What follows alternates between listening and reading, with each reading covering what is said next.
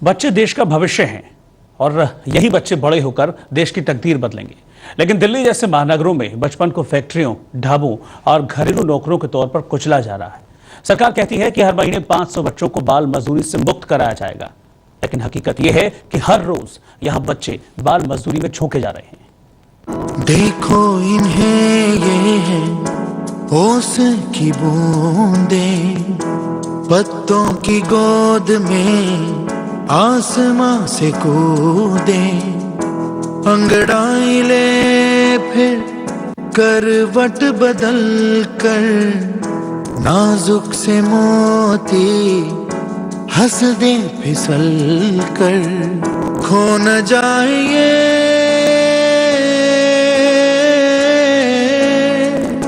तारे जमीन पर। ये जमीन के वो तारे हैं जो किसी न किसी मजबूरी में अपने बचपन को जीने से पहले ही खो चुके हैं। जिन कंधों पर स्कूल का बैग होना चाहिए था, उस पर मैले का वो ढेर जिसने इनके सपनों को मजबूरी का मोहताज बना दिया। देश के ये करीब 3.5 करोड़ नन्हे तारे किसी न किसी रूप में बाल मजदूर हैं, जो 4-5 साल की उम्र में ही स्कूल के बजाय अपने अपने कंधों पर खुद की रोटी का जुगाड़ करते हुए नजर आते हैं। देश की राजधानी दिल्ली में अगर सरकार की माने तो बाल मजदूरों की तादाद सिर्फ 36,000 है, जबकि सच्चाई ये है कि ये संख्या लाखों में है और 36,000 का आंकड़ा सिर्फ किसी दिल्ली के एक जिले में ही मिल जाएगा। अब सवाल ये पैदा होता है कि जो सरकार सही आंकड़े भी दिखाने से चूक रही हो, वो आखिर बचपन और बच्चों के भविष्य को लेकर कितनी गंभीर होगी। ऐसे में जरूरत यह है कि सिर्फ सरकार पर न छोड़कर इसकी जिम्मेदारी समाज को भी उठानी होगी। सरकार और नेता सभी के लिए बाल मजदूरी ऐसी बीमारी है जिसके इलाज की उन्हें जरूरत ही नहीं लगती। शायद इसीलिए कई साल पहले दिल्ली हाई कोर्ट से हर महीने 500 बच्चों की मुक्त कराने का वादा करने वाली राजधानी की सरकार पूरे साल में भी 1000 बच्चों को मुक्त नहीं करा पा रही। यानी जो 2 महीने में होना चाहिए वो पूरे साल में सरकार राजधानी में कर पा रही है। जो बच्चों को रेस्क्यू कर रही है, छिड़ा रही है, सिर्फ 1 साल में 1000 बच्चों को छिड़ा रही है। अगर इसी स्पीड पे सरकार चलती रही तो 36 साल लगेंगे जो बच्चे हैं जो जहाँ पे बाल मजदूरी कर रहे हैं उन बच्चों को छिड़ाने के लिए। तो सरकार को डायरेक्शन दी थी कोर्ट ने 2009 में कि 500 बच्चे हर महीने छिड़ाए जाएं और उसके मुताबिक 6000 बच्चे हर साल में छूटे जाने चाहिए थे, मगर वो डायरेक्शन को सरकार ने इम्प्लीमेंट नहीं किया। राजधानी में छोटे छोटे काम करके अपने खाने पीने और रहने का जुगाड़ करने वाले बच्चों की तादाद हजारों में है। काम करने वाले बच्चों को भी पता है कि 18 साल से पहले काम करना गैर कानूनी है, इसलिए उम्र चाहे 12 हो, 14 हो या फिर 16 हो, वो अपने आप को 18 साल का ही बताते हैं। बच्चों की नादानियाँ कब पेट की आग बुझाने के लिए जल के खाक हो गई, इन बच्चों को खुद पता नहीं चल पाता। फल बेचने वाला ये बच्चा अपनी उम्र 20 साल बता रहा है, लेकिन बताते हुए खुद ही उसकी हंसी उसके झूठ से पर्दा हटा रही है। कितने साल के हो? 18 साल के हो। लगते तो नहीं हो 18 के। अब आप नहीं लगते। हाँ? सही बताओ उम्र कितनी है? सही तो बता रहा हूँ, आप ही जोड़ लो। गर्ल्स वाला बच्चा 18 का तो नहीं होता। 18 का आप ही जोड़ लो। हाँ? आप ही जोड़ लो। 18 साल को कब की है डेट ऑफ बर्थ तुम्हारी? डेट ऑफ नहीं याद नहीं। हाँ? याद नहीं मेरे को। याद नहीं। सही बताओ कितने साल के हो? याद नहीं मेरे को। चाय की दुकान पर ग्लास धोने वाला संतोष सालों पहले यूपी से यहाँ आया था। अभी 17 का हो चुका है। पढ़ना चाहता है लेकिन जिंदगी ने उसे ये मौका दिया ही नहीं। गिलास धो और क्या, उससे पहले क्या करते थे आप? गाँव में पढ़ाई लिखाई करता था। क्या पढ़ाई की? अरे जो यही सब पढ़ो और क्या पढ़ा। कितने क्लास तक पढ़े हो? 3 क्लास है। 3 क्लास तक। आगे क्यों नहीं पढ़ पाए? आगे क्या पढ़ाए, जब माँ बाप पढ़ाएगा जब ही तो पढ़ूंगा। क्यों नहीं पढ़ाया? गरीबी में कहाँ से पढ़ाऊँ। किस उम्र में काम करना शुरू कर दिया? मैं 18 साल में। अभी कितने साल के हो? 20। देश में बाल मजदूरी को लेकर हालात कितने गंभीर हैं, इसका अंदाजा इसी से लगाया जा सकता है कि सरकार ने कोर्ट को दिए अपने हलफनामे में कबूल किया है कि छुड़ाए गए बाल मजदूरों में से ज्यादातर फिर से बाल मजदूर बन जाते हैं। दिल्ली में 9 से 2014 तक कुल 4,310 बच्चे छुड़ाए गए, जिनमें से सिर्फ 1% ही दिल्ली से थे। बाकी को यूपी, बिहार, झारखंड, उड़ीसा जैसे इलाकों से लाया गया था। पॉइंट ये होता है कि जैसे बच्चा बिहार का है या उत्तर प्रदेश का है या राजस्थान का है, उसको उसके डिस्ट्रिक्ट या उसके घर वापस भेजा गया। वहाँ की पुलिस, वहाँ का लेबर डिपार्टमेंट और वहाँ का CWC, वहाँ की चाइल्ड वेलफेयर कमेटी कितना उसको फॉलो अप करती है कि बच्चा दोबारा लेबर में ना जाए और पढ़ाई लिखाई की वो एक्टिविटीज़ करे जो उसे करनी चाहिए, ये उन लोगों की जिम्मेदारी होती है। यानी अगर बाल मजदूरों को छुड़ाया भी जाता है तो उनकी शिक्षा और पुनर्वास को लेकर सरकार की अपनी ही कोई नीति ना होने से बच्चे फिर उसी दलदल में फंस जाते हैं। इसमें कोई शक नहीं कि बाल मजदूरी को रोकने में सरकार पूरी तरह से नाकाम रही है। यही वजह है कि साल दर साल ये आंकड़ा लगातार बढ़ता जा रहा है। यही वजह है कि कोर्ट को दखल देकर इस मामले में सरकार से पूछना पड़ा है कि बाल मजदूरी को रोकने के लिए सरकार क्या करती आ रही है। लेकिन बड़ा सवाल ये है कि कोर्ट के दखल के बाद क्या बाल मजदूरी जैसे विषय को लेकर सरकार की उदासीनता खत्म होगी? क्या लगातार करोड़ों बच्चों के बचपन को खत्म होने से बचाने के लिए सरकार इसे प्राथमिकता में रखेगी? उम्मीद करते हैं कि ऐसा ही हो, क्योंकि कहते हैं कि किसी भी देश का भविष्य उसके बच्चे तय करते हैं। कैमरामैन प्रबीर विश्वास के साथ पूनम शर्मा, दिल्ली आज तक। ये बचपन केवल फैक्ट्रियों और ढाबों में बर्बाद नहीं हो रहा है। पढ़े लिखे और नौकरी पेशा लोग भी बाल मजदूर अपने घर में रखते हैं। तमाम ऐसे घर हैं जहां इनसे बंधुआ मजदूरी कराई जाती है। ऐसे ही कुछ लोगों की कहानी आपको दिखा रहे हैं, कभी जिनका बचपन मजदूरी करते और भीख मांगते गुजरा है।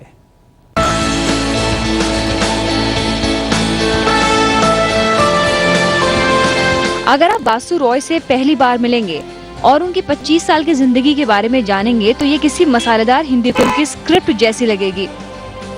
किस्मत के इतने अजीब गजब रंग बासु ने देखे हैं कि कई बार उसे खुद लगता है कि कहीं ये उसका सपना तो नहीं है। बासु एक अच्छे घर में पैदा हुए, लेकिन जब वो 6 महीने का था उसकी माँ उसे और उसके पिता को छोड़कर चली गई। पिता कुछ वक्त के बाद पैरालाइज हो गए और बासु की उम्र उस समय 4.5 साल की थी। तब पिता की मौत हो गई। रोते बिलखते बासु को संभालने के लिए घर में कोई नहीं था। भूखा बासु पिता की लाश देखकर घर से बाहर भाग गया। सड़कों पर भटकते इस बच्चे को बच्चों से भीख मंगवाने वाले एक गैंग ने पकड़ लिया। बासु ने भीख मांगी, ढाबों पर काम किया, थोड़ा बड़ा हुआ तो जेब कतरा तक बन गया। जिन हाथों में आज खुद की लिखी किताब है, जिसमें उसने इन तमाम अनुभवों को किताब की शक्ल में उतारा है। कभी उसमें चाकू था जिससे वो लोगों को घायल करके लोगों के पैसे छीनता।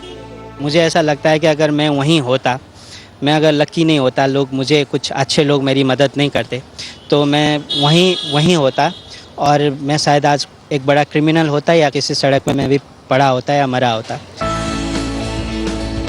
बासु को 8 साल की उम्र में बचपन बचाओ आंदोलन से जुड़े कार्यकर्ताओं ने छुड़ाया और उसके बाद उसने एक लंबा रास्ता तय किया। अपनी पढ़ाई पूरी करने के बाद अब वो बाल मजदूरों के लिए काम करता है, थिएटर करता है और लेखक बन चुके बासु की उड़ान अब एक्टर बनने की है। आगे जो मैंने सोचा है कि मैं एक्टर बनना चाहूँगा, क्योंकि मेरा बचपन की एक ड्रीम था कि मैं एक्टर बनूँ बहुत अच्छा। मुझे नहीं पता कि मुझे कौन सा रोल मिलेगा क्या, पर मेरे एक्टिंग करने का बड़ा शौक था मुझे। तो मैं कई थिएटर वगैरह मैंने की और स्ट्रीट प्ले किया मैंने बाल मजदूरी के ऊपर। बासु रॉय अब तक करीब 20 देशों में घूम चुका है। बाल मजदूरों से बच्चों को बचाने और उनके अधिकारों के लिए बासु कई संस्थाओं और लोगों के साथ तो जुड़ा हुआ है ही, साथ ही उसका सपना बच्चों और बुजुर्गों के लिए एक बड़ा घर बनाने का भी है। उसके बाद मैं एक बहुत बड़ा घर बनाऊं उन बच्चों के लिए, अनाथ बच्चों के लिए और बूढ़े लोगों के लिए। 22 साल के सुमन से मिलिए। सुमन की कहानी भी आपको रुला देगी। माँ जिस इंजीनियर के यहाँ काम करती थी, वहीं पर सुमन को बंधुआ मजदूर की तरह रखा गया। कारण ये था कि सुमन की माँ बीमार थी और इलाज के लिए जो रुपए उसने मालिक से लिए थे वो उसे चुका नहीं पाई, और जब ज्यादा बीमार हो गई तो काम करने लायक नहीं बची, तो सुमन को बंधक बनाकर उसके घर के सारे काम कराए गए। बाद में एनजीओ की मदद से 8 साल की उम्र में वो चंगुल से बाहर निकल पाया। आज सुमन दिल्ली विश्वविद्यालय से ग्रेजुएट है और ग्राफिक डिजाइनर बनने की पढ़ाई कर रहा है। जब मैं 8 साल का था तब मुझे बचपन आंदोलन कार्यकर्ता ने काम से छुड़वाया और उसके बाद मुझे बाल आश्रम लाहौर मैंने पढ़ाई करना शुरू किया। 2010 में मैंने स्कूल की पढ़ाई ख़त्म किया और 2013 में मैंने कॉलेज की पढ़ाई ख़त्म किया। अभी 2 महीने पहले तक में मैंने ग्राफिक डिज़ाइनिंग कोर्स किया। सुमन और बासु समाज के उन युवाओं में हैं जो अपना भविष्य खुद बुन रहे हैं और वो उन बच्चों के बीच से उठकर आए हैं जिनका कोई भविष्य होता ही नहीं, जो सिर्फ एक कीड़े मकोड़े की तरह जिंदगी जीने को मजबूर होते हैं। ऐसे में अंदाजा लगाना मुश्किल नहीं कि बाल मजदूरी पर लगाम लगाना कितना जरूरी है। बासु और सुमन हर उस बाल मजदूर के लिए उम्मीद की पहली किरण है जो बाल मजदूरी से लगातार निकलने के लिए झटपटा रहे हैं। सच पूछिए तो मुट्ठी भर बच्चे ही ऐसे हैं जिनकी किस्मत बासु और सुमन जैसी है। ऐसे में सरकार, समाज और साथ ही स्वयंसेवी संस्थाओं को आगे आने की जरूरत है जो करोड़ों की तादाद में फैले भारत के बाल मजदूरों को एक बार बासु और सुमन बनने का मौका दे सकें। कैमरामैन प्रबीर विश्वास के साथ पूनम शर्मा, दिल्ली आज तक। और अभी वक्त एक छोटे से ब्रेक का है, लेकिन ब्रेक के बाद हम ये जानने की कोशिश करेंगे कि आखिर इस बाल मजदूरी को रोकने में सरकार क्यों नाकाम रही है।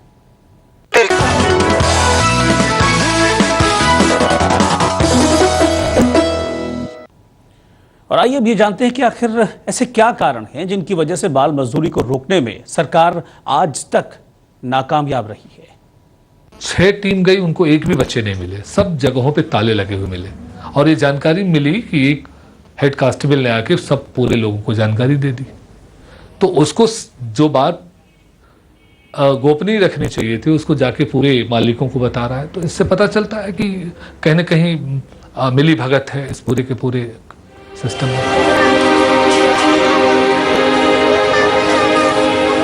अब अगर सच्चाई इतनी काली हो कि जिन पर बच्चों को बचाने का जिम्मा हो वही उसके गुनहगारों को बचाने में लग जाएं, तो भला बाल मजदूरी की घिनौनी तस्वीर फिर बदलेगी कैसे।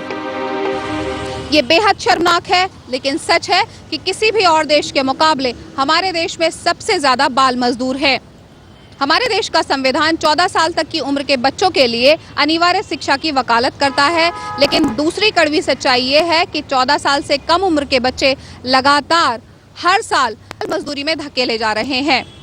सबसे चौंकाने वाला ये तथ्य है कि 10 करोड़ के आसपास बच्चे अभी भी शिक्षा से दूर हैं, यानी कि 10 करोड़ बाल मजदूर अभी भी भारत में हैं।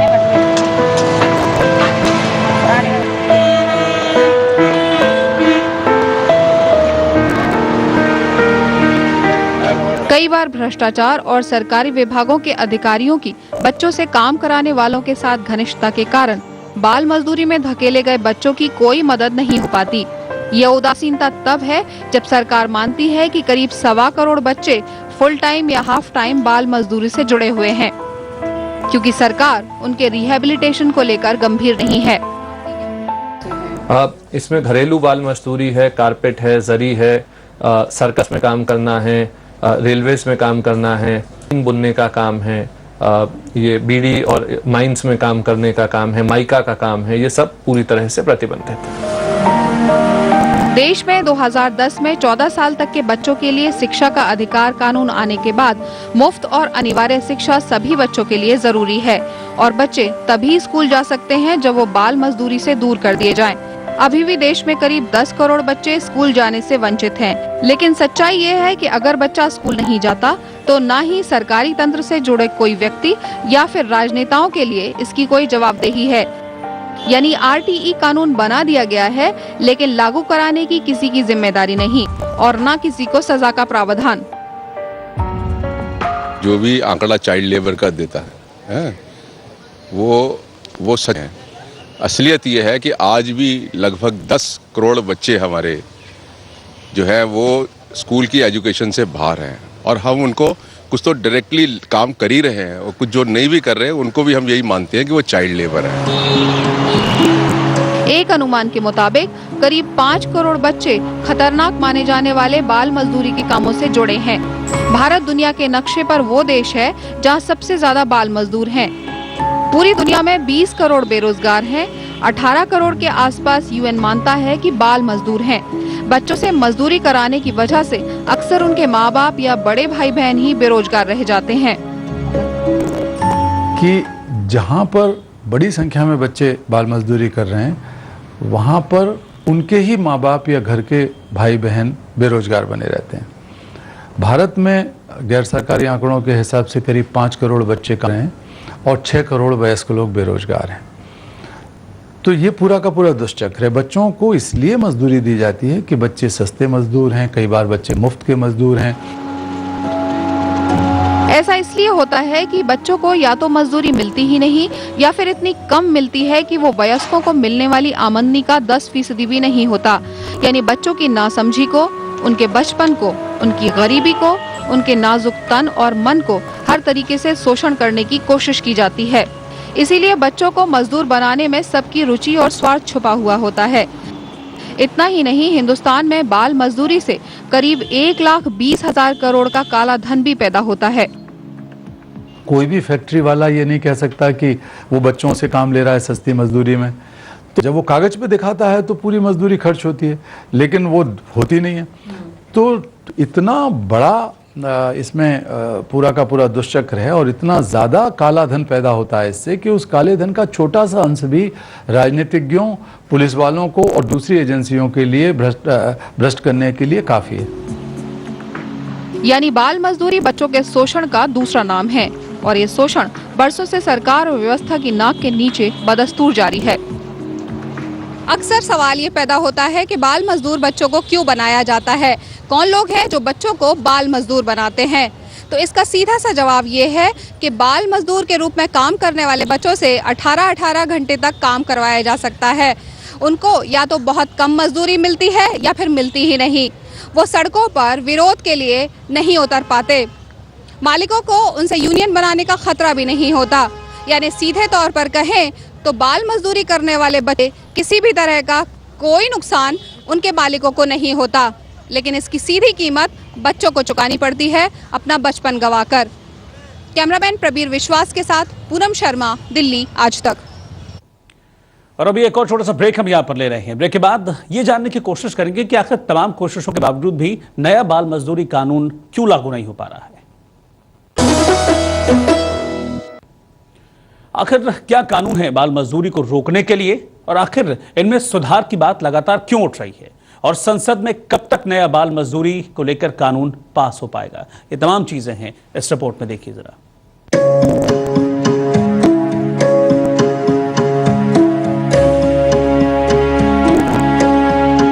बाल मजदूरी को लेकर 1986 में चाइल्ड लेबर एक्ट बनाया गया था।